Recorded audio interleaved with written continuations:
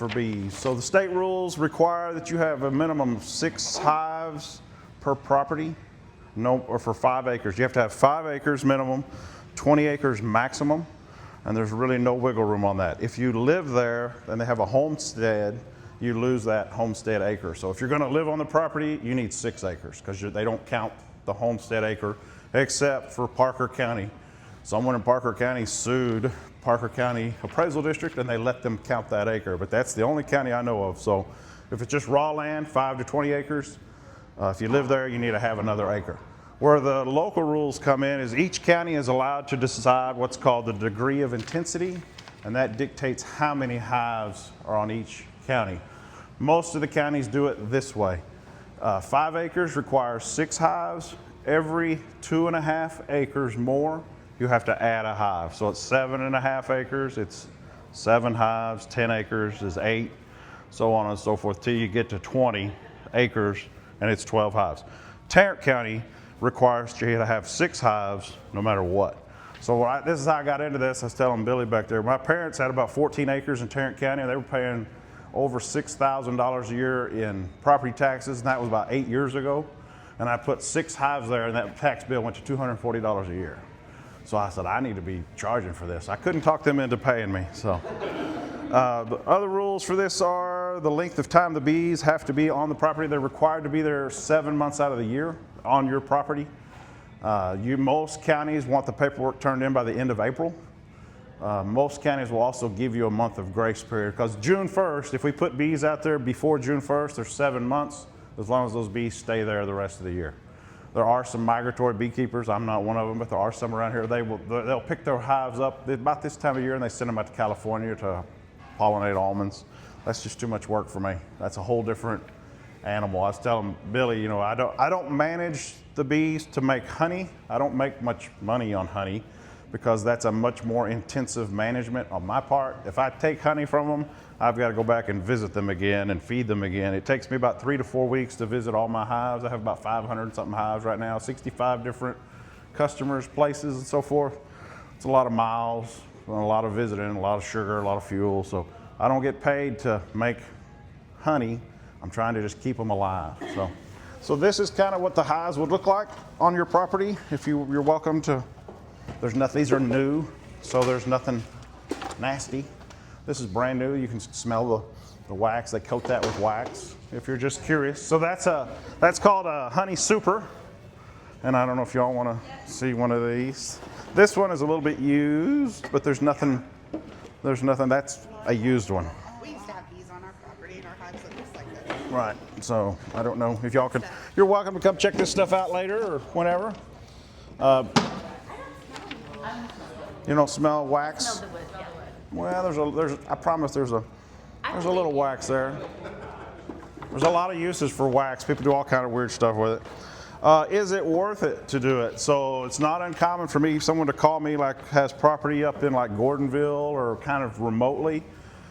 And it depends on your taxing entity, probably your school district, like Kalispberg ISD. I did a presentation up there and kind of ran some numbers. And unless your property is worth, my opinion, about $15,000 to $20,000 an acre, it's probably not worth it to put bees on your property because I'm not doing this for free. I charge about $250 most guys are doing $250 to $350 a hive a year. So 6 is the minimum.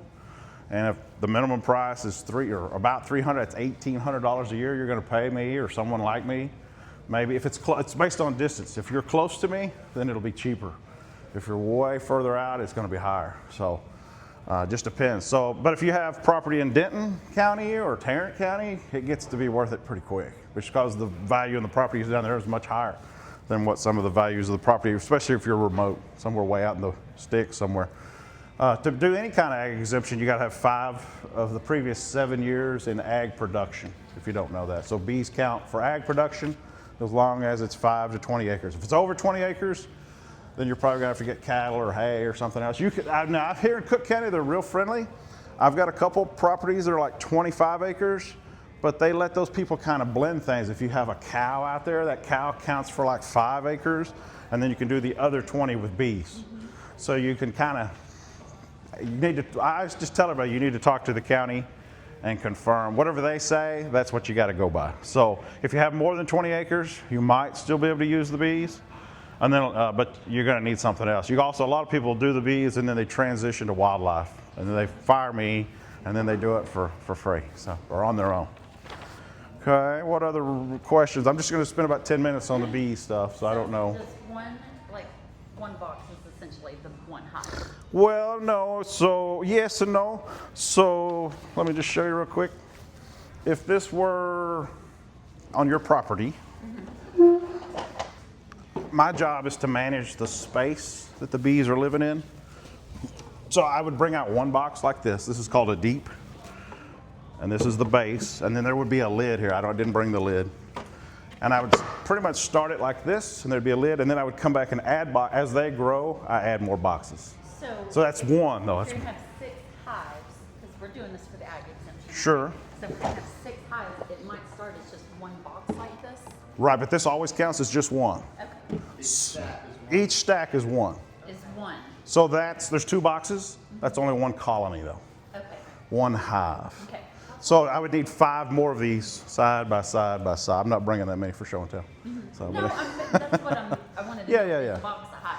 Right. No, not really. It's each column, because there's a whole family of bees. Each set of boxes has one queen, and so it's one queen per colony. And the colony can consist of 3, 4, 5, 6 of these, just depending Why on. do you have to add to it? Because they run out of space, and so if they run out of space, they swarm, which means half of the bees leave. And the genetics that I want to keep, that are friendly, that I've spent all my blood, sweat, and tears promoting, that leaves. And I don't want to go catch my bees out in the trees, which happens. It happens all the time. A good beekeeper loses about 30% of their bees every year. So rookie beekeepers lose 60%. So. Is this built into your fee? Yes, it's a flat fee. So here's the other. I sell bees, TexasBeeRanch.com. I'm a master beekeeper. You can look me up, Texas A&M, third one on the list. If you do it, so if you're going to pay me to do it, it's expensive. It's not expensive, but the price never goes down. So let's just say you hire me and it's $1,800 a year. It's always $1,800 a year. If you do it yourself, the first year is going to be about double that, because you got to buy all this stuff. So I provide it. So you're going to spend about $250 per nuke of bees, and then you're going to spend another $250 on woodenware. You have to go probably about your 3rd year, you're making money. You're saving money. If you do it yourself, you're going to have higher losses, maybe. Just depends on how much effort and time you want to put into it. So it's results vary if you do it yourself. It is cheaper to do it yourself, but you've got to manage it and replace. If you get good at it, you don't have to buy any bees anymore. You can split bees, but you got to learn how to do all that stuff. So do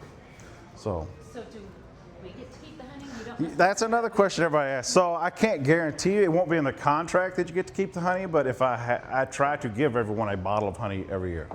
But I can't guarantee it, because it's dependent on the weather, it's dependent on things I just can't control. I usually always give everybody some honey. Like last year, I didn't even harvest. I was just too busy. I harvest like July, August, which is a terrible time of year to put a jacket on and go out and work with bees, because you just melt out. But I've got to have honey. You can't be a beekeeper and not have honey. So I have to do it. So if anybody wants to, Never harvest it. then they just keep growing. You need to add more boxes. It's better for them. It's better for them for me not to take the honey. It makes it easier on me. I don't have to feed them as much. So, but they're using that space up, and that space they can't use to grow, and they could potentially.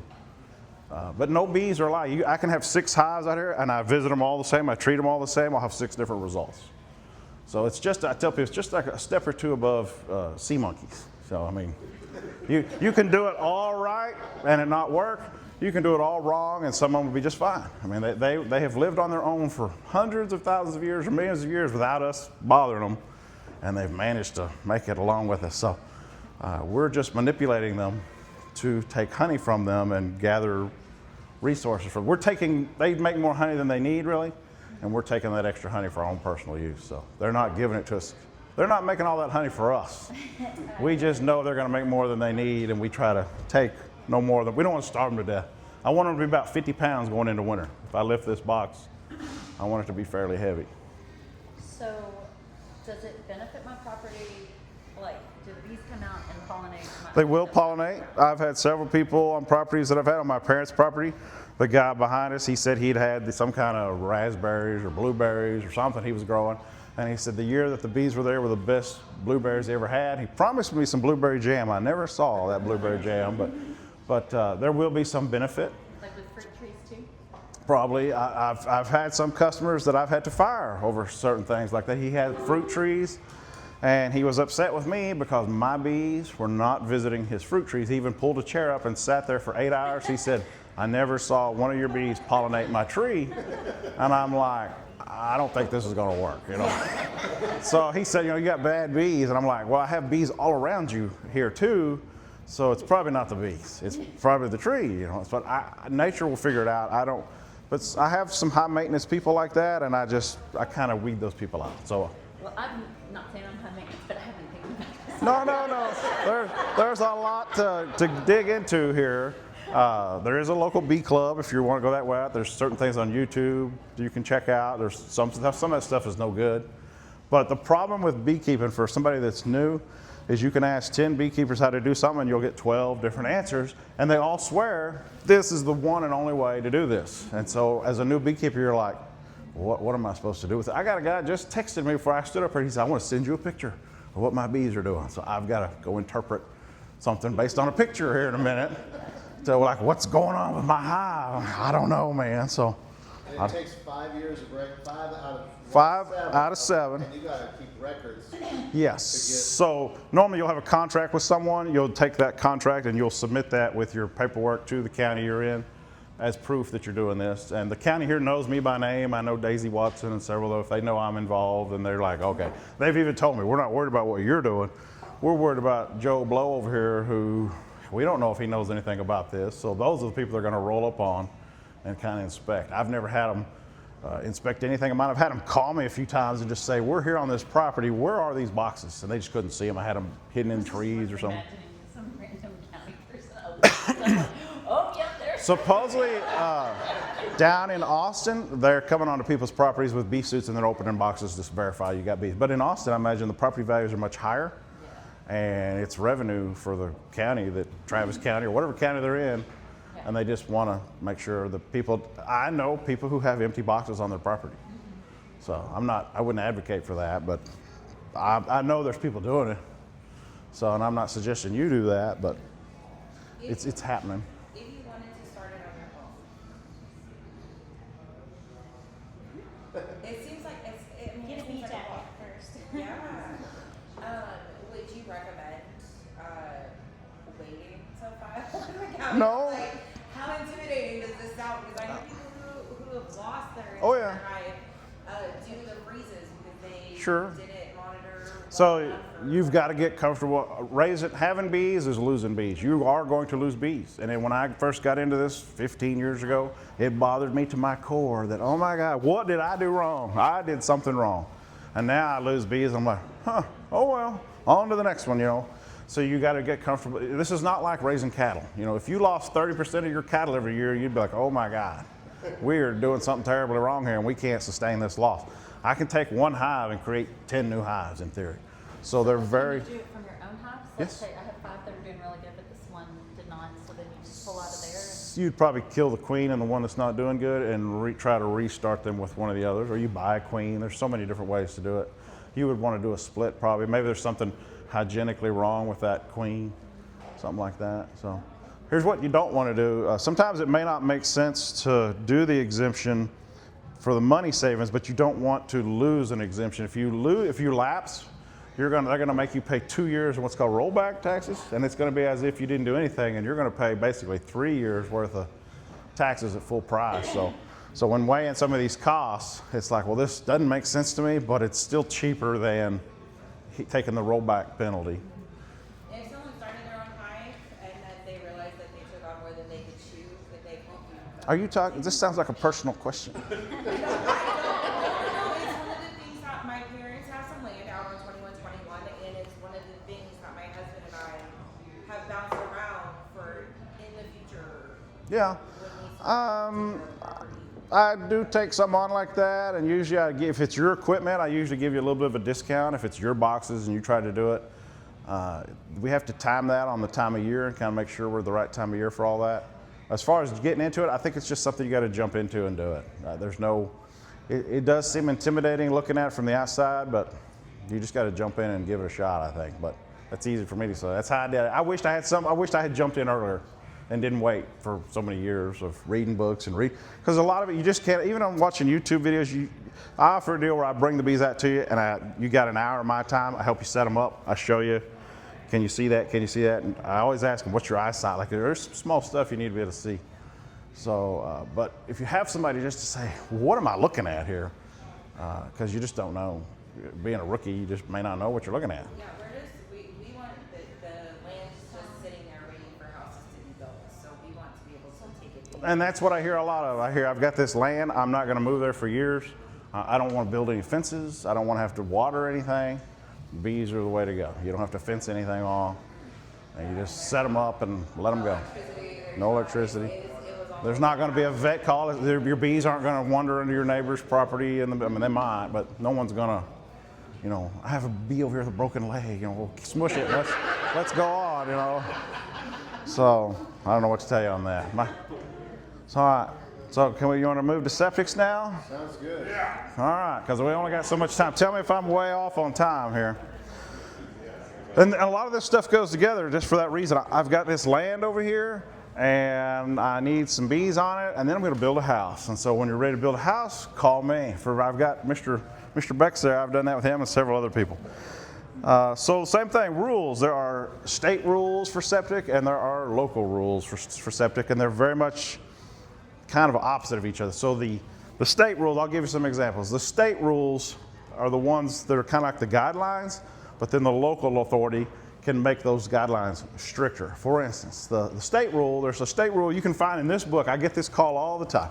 The state rules say that if I own 10 acres, I can put my own septic in. And that's true, that's a state rule. But in almost every county, they have a local rule that says, yeah, you're not doing that. And so you've got to go by the local rules. So each one of those areas is called an authorizing agent. In Cook County, there's 2 authorizing agents. The Cook County Environmental handles the entire county except for the town of Roadrunner. Roadrunner has their own DR, they call them a designated representative, and what they really do is they just hire a third party. And you may not know this, but it's driven by money. So the permit in Cook County is $250. If you put that in Roadrunner, it's $500. So I'm sure there's a financial incentive to do it that way. Another call I get, we don't have to worry about those permits. I'm in the county. Well, there's no no square foot in Texas that's not going to be permitted, or it's going to, at least the rules are going to be applied to it. So whether you're in the city or the county, it don't matter. 99% of everywhere we talk about is going to be permitted and approved and everything somewhere. Another rule that the state says is you got to have a minimum of a ½ acre, and as long as you got a ½ acre, you can put a septic in with whatever will fit. Cook County and almost every other county says, no, that's not enough land. You've got to have 1 acre. So in Cook County, the rule is 1 acre if you're on public water, 1.5 acres if you're on a well. So they want you to have more disposal area. Now I know you're going to probably already thinking, well, that's not true, Judge. Out in Lake Kiowa, we got all these ½ acre lots. Well, that's if they were platted, if the property was platted pre-1987, then they got to live with it. They have to give you something. I do a lot of design work in a little place called Hilltown. I don't know if you know where it's kind of down by Little Elm. It's a very rough area part of town. Those lots are 60 by 100, 6,000 square feet. And it's all just mobile homes, and you can just barely fit it in there, but you can barely get it in there. So they have to legally let them do that. If you're dividing land today, you need to make sure you have at least 1 acre, 1.5 acres if you're going to do a well. Otherwise, you need to be grandfathered, and that land had to be platted pre-1987. They have to give you something, but that something becomes very expensive, and I'll talk about some of the different options. Over in Grayson County has even stranger rules. They have, if you have an RV park, it will be drip, and drip is expensive compared to spray. It's much more expensive. And also they say if you have to do a conventional, I'll tell you what some of these are, you have to have 2.5 acres for a conventional. I do a little bit of work in Hunt County. I'm done with Hunt County. Hunt County says you have to go get your disposal area surveyed to designate a no-build area. And guess who owns the survey company in Hunt County? The county judge. So they require certain surveys. So there's a lot of good old boy stuff in certain counties. I haven't seen that here, but there's a lot of weird rules, and you're like, why is this a rule over here? Oh, well, the judge is he owns a survey company. So you can't make that accusation, but I'm like, all right, I think I see what's happening here. So there's that. Let's see, every system has to have some kind of design and a permit. So I'm one of only 2 people in this county that design septic systems. I'm an installer and a designer. You also have to have on a new system, if it's aerobic, I'll get to that in a minute. Let's talk about the different styles of systems. I won't get into the nitty gritty about what's going on in a septic system. This is part of a conventional system. So a conventional system is it's the old school system. It's got it's pipe and gravel. It's got pipe that has holes in it. This is dirt, okay? This is not a used pipe, all right? So you'll notice there's holes on the bottom. This will be in the ground, surrounded by gravel. It's what's called drain rock. It's rock it's been washed, basically. It's very clean.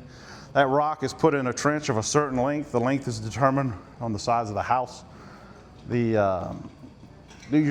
a ballpark number is about 300 feet. If you have a 2,500 square foot home, 3-bedroom, which is probably 60-70% of the homes on average, you're looking at 300 feet of this in the ground, surrounded by rock.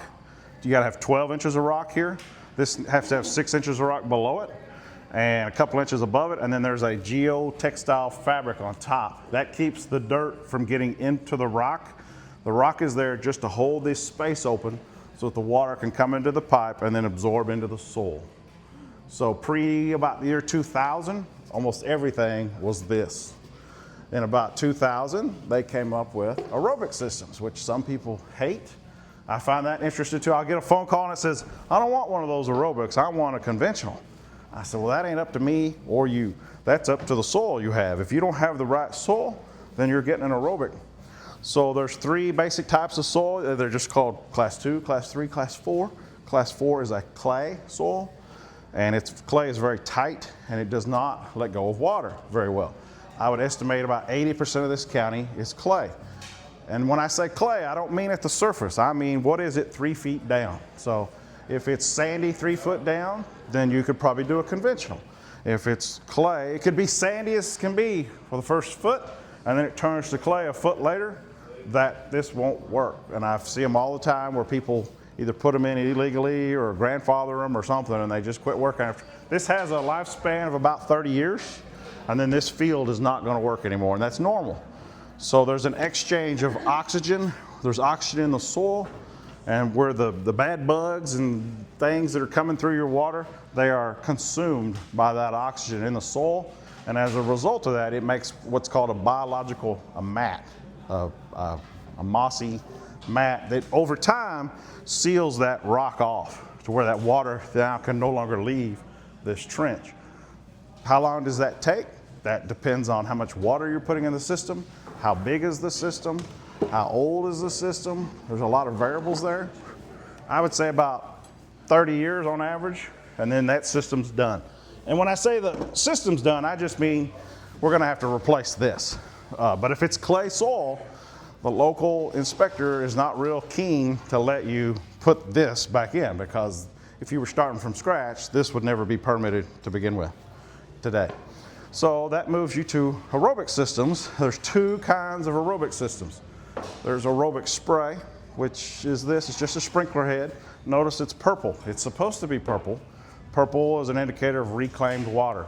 And so if you see a purple-headed sprinkler on a property, that's highly likely to be associated with a septic system, so leave that alone.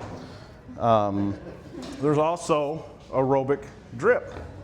Here's all the pipe we use. This is all the pipe that's in the ground. If you're out digging in the yard, you hit a purple pipe like this, it's probably related to your septic system. And I like how it says, do not drink this water. So in case you were digging this up and you're like, I'm a little thirsty. So don't drink the water out of a purple pipe, okay? It's 90-something% treated when it gets to the pipe, but it's like pool water, and that's pool with an L, okay? So I wouldn't drink it. So, but these are going to be typical. There are other type of sprinklers, but they're supposed to be purple headed. For smaller lots, like in Kiowa, this is called drip. So it's still aerobic. Aerobic just means that there's air pumped into the tank. Remember I said in a conventional, there's air in the soil, and that air consumes those nasty bacteria and all that stuff. Well, when we do an aerobic system, we bring the air to the tank. So we basically, a conventional has 2 compartments typically, 500 gallons a side. You have anaerobic action in the first one and then just water, and then that goes out by gravity. In an aerobic system, we still have a trash tank. Then we add an aerobic tank where we pump air into the system, and then it rolls over to a third compartment that's the pump tank, and then that gets pumped out. And it gets pumped either to a sprinkler head or it gets pumped to a drip line. And this drip line has a little bitty tiny hole, and that drips at 0.5, about a half a gallon per hour if you were to leave it on the whole day. So there's a bunch of calculations. Every 2 foot's a drip. So where you're going to see this versus a spray is where you have a lot of restrictions. If you have a small lot, if you have a half acre or smaller, you're near a lake. You can't spray within 50 feet of a pond or creek, or 25 feet of a pool, or if you just don't have enough disposal area, you need about 5,000 square feet, give or take. It totally depends on the size of the system to use aerobic spray. So drips tend to show up in places where you're really restricted to space. You're on a small lot, you're on the lake, you have a pool, you've added a garage or some type of building, and you've just run out of space. So drip you can put right up next to the foundation, you can put right up next to the pool. You're going to bury this about 10 to 12 inches in the ground. It's a lot of labor, and it causes the price to go up quite a bit. I'm doing a couple of these in Kiowa right now because one of them they added a building, and it's about $6,000 just for the field. The tank's about 10 to 12, and this adds about 50%, about 6, depending on the size of the field. It's $4 a foot. This one's 1,500 foot, so it's $6,000 to put this stuff in. Versus the exact same system with a sprinkler head would just be $12,000. This became $20,000 because of some other complications. So y'all are welcome to look at that if you so desire. So if you dig that up, quit digging. So same thing. Now some people think that this is a drip system because the water just drips out of here, right? No, that's drip because it's pumped. This is gravity. So this is conventional. That's an aerobic drip. This is an aerobic spray. There are probably 15 to 20 something different styles of systems. I'm not going to talk about all of them because who wants to know all that stuff?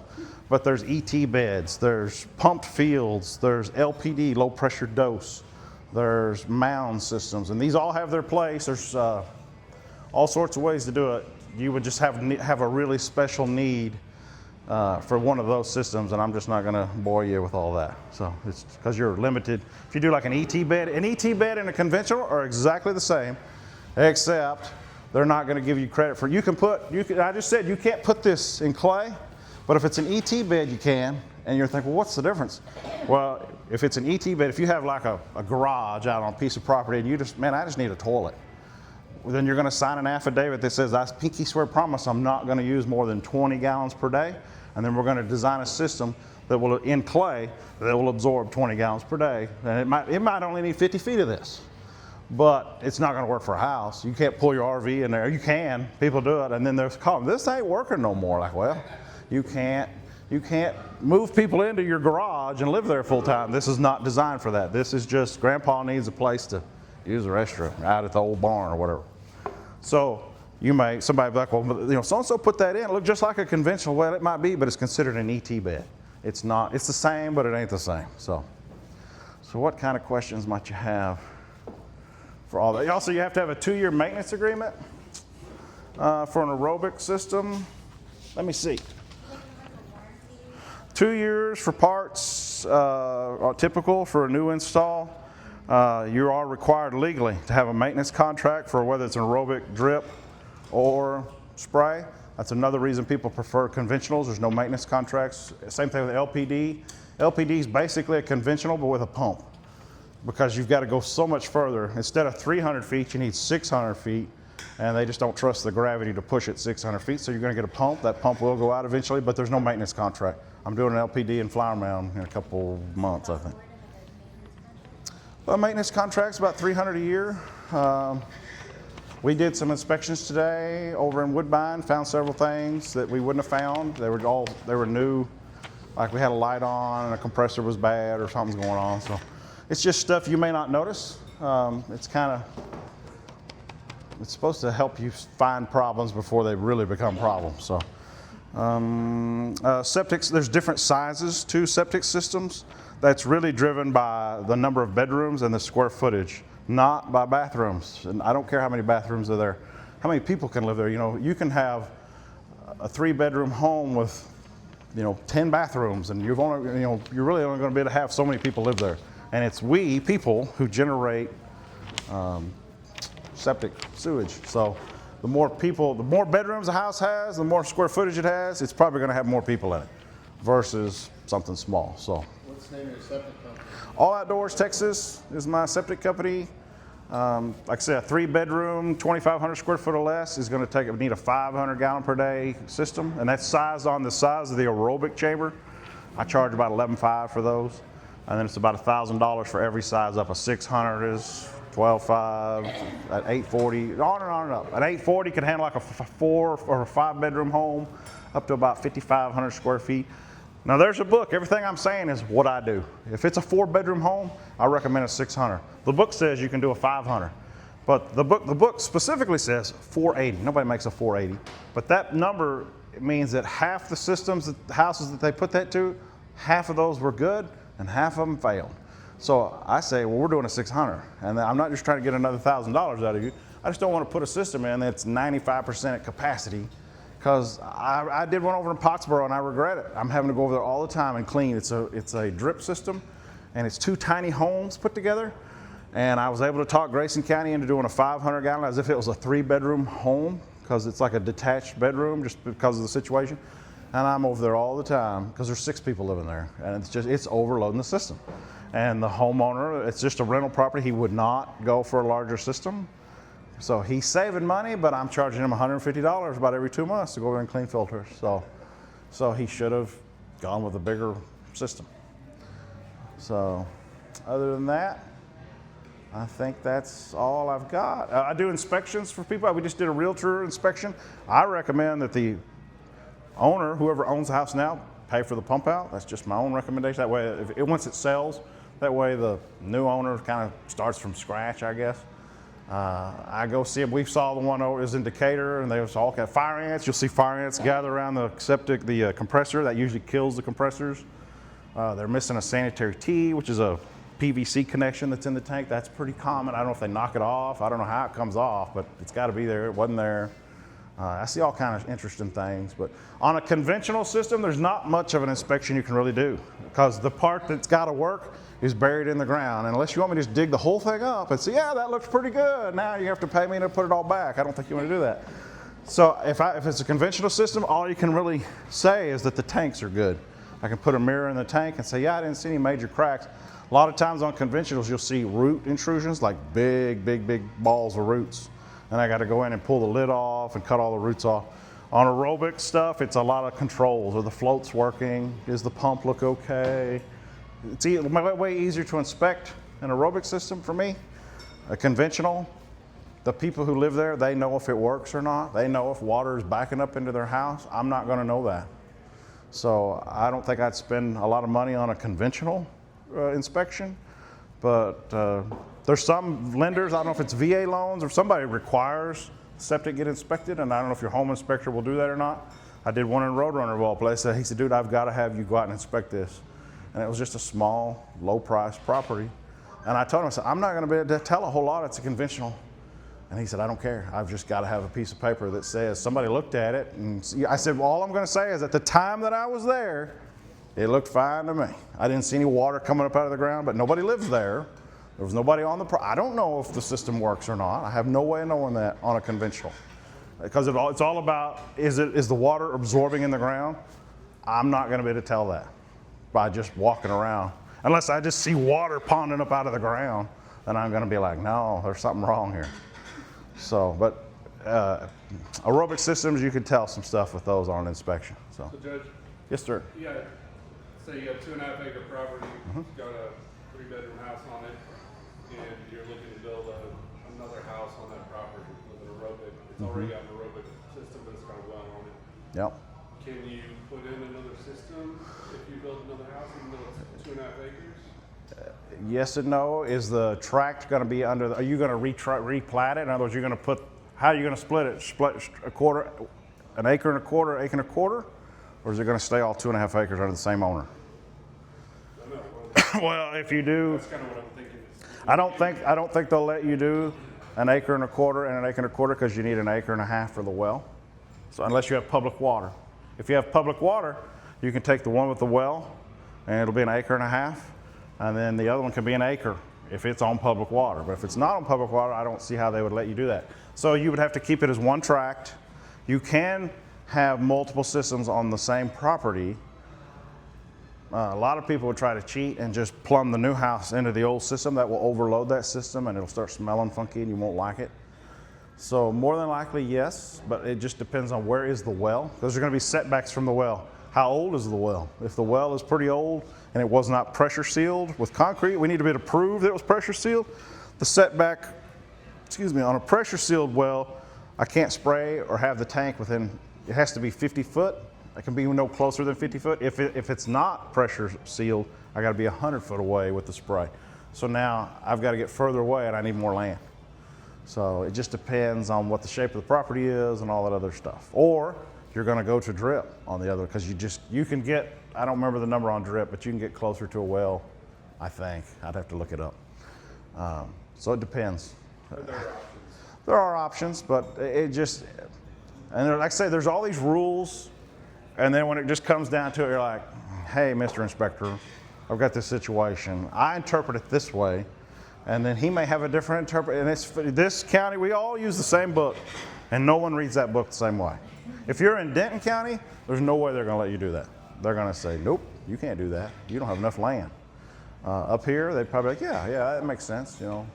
Or the idea of being grandfathered in, that means something different down there than here. They're much stricter in Denton County, and that's just the way they read the book. And so, depends on where you're at, I guess, is the short answer. What else?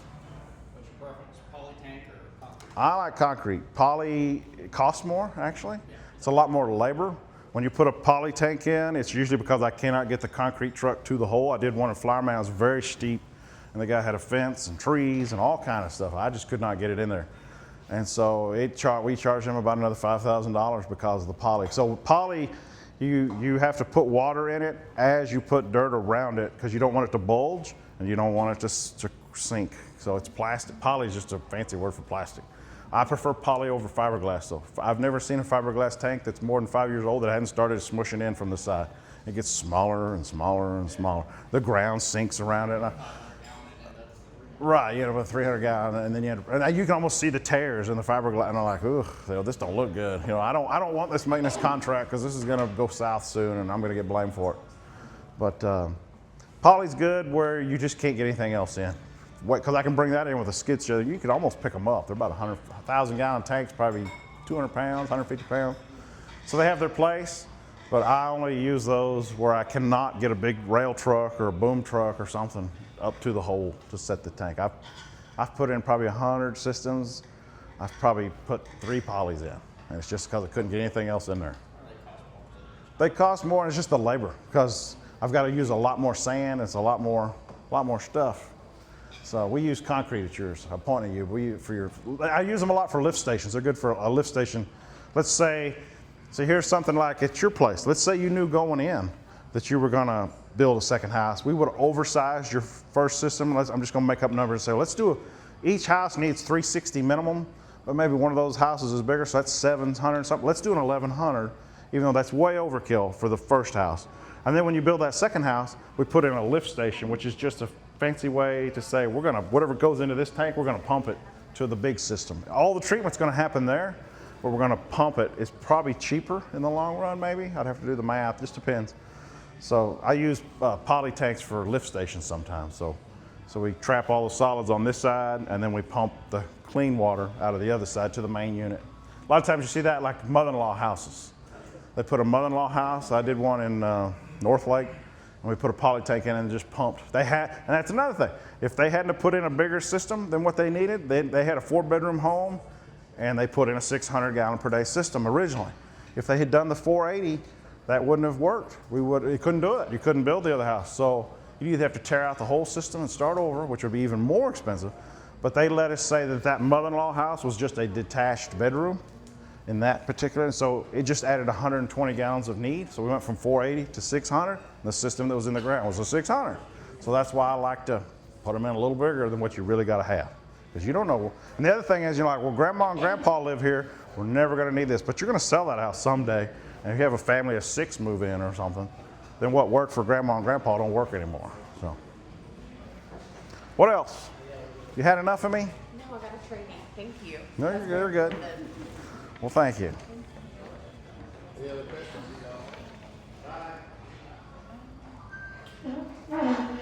Well, if you think of something, I'll be over there. Thank you.